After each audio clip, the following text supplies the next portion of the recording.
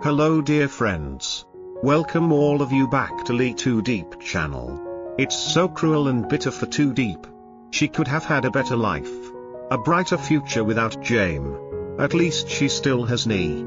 Today the girl's grandmother came to find her and brought the police. With suspicions that Diep kidnapped Nee. And she will take her away without Diep being able to do anything. How will the poor girl Diep continue to overcome this pain? Let's watch today. Diep lived a quiet life in a small house tucked away in the countryside. The air was always filled with the scent of fresh grass. And each morning began with the soft clucking of hens from the backyard coop. This was her little world, simple, fragile, and filled with the laughter of a child who wasn't hers by blood, but by love. Little Nee, just 5 years old, had been with her since infancy. No one ever asked where the child came from, and Diep never offered to explain. It didn't matter. What mattered was that every morning, Diep gently tied Nee's hair into neat pigtails, brushed her teeth, helped her dress, and then the two of them would set off to the local market with a basket full of freshly laid eggs. Life was hard, but love made it bearable. And then there was James. James came into Diep's life like sunlight slipping through the cracks of a closed window, warm, unexpected, and too good to last. He was polished, successful, a CEO with an air of charm and quiet confidence. He played with Nee like a father would, taught her little games, made her giggle with joy. For a while, Diep let herself believe in the dream that maybe, just maybe, James would propose, that he would make them a family, that all the love she had built would finally be safe. But dreams are delicate things. Lately, James had grown distant. Calls went unanswered. Messages were left unread. When she tried to rationalize it, she blamed work, the pressure of running a business, the distance. But the silence grew heavier by the day. And Diep began to feel it, the cold, creeping fear that maybe she was waiting for someone who had already let go. Then one afternoon, everything changed. An older woman appeared at Diep's doorstep, well-dressed, composed, and distant. She introduced herself as Nee's paternal grandmother. "I've come to take my granddaughter home," she said plainly, as if this child were a misplaced piece of luggage. Diep froze. "Why now?" she asked, voice shaking. "Where were you all these years?" The woman answered with indifference. "We were too busy.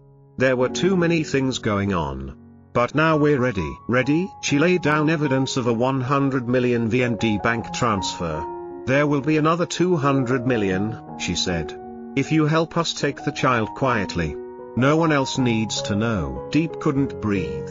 The woman spoke of Nee as if she were a transaction, a deal to be closed, a problem to be cleaned up. That night, Diep sat in silence with her phone clenched in her hand.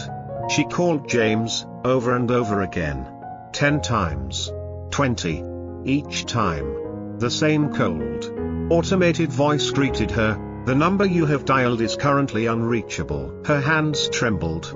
She looked over at Nee, who was playing alone with pebbles in the yard, softly singing a song James had once taught her. "Coy, why didn't Uncle James come today?" Diep swallowed the lump in her throat.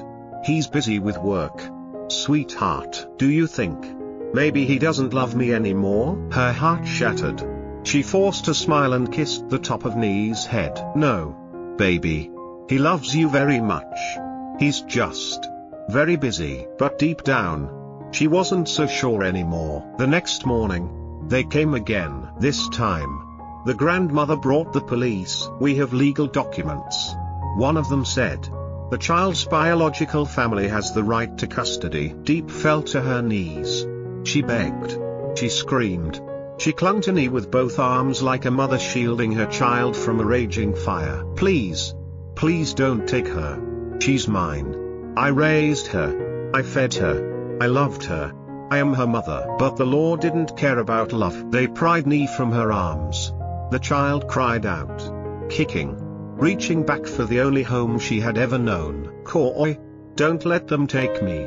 I don't want to go. Diep's cries were the kind that never fully leave a person, the kind that live in your chest for the rest of your life, echoing in your sleep. She collapsed on the ground, her voice gone, her soul emptied. That night, James finally called back. Diep, I just finished my trip. I'm coming back. I miss you and me so much. His voice was calm, casual, unaware that the world had ended while he was gone. But Diep didn't answer. She sat silently in the corner of the kitchen, holding Nee's favorite stuffed bear, the one the child had dropped during the chaos. The house was silent. The food on the stove was cold. The child's laughter had vanished. James left a voicemail. I'll be there tomorrow.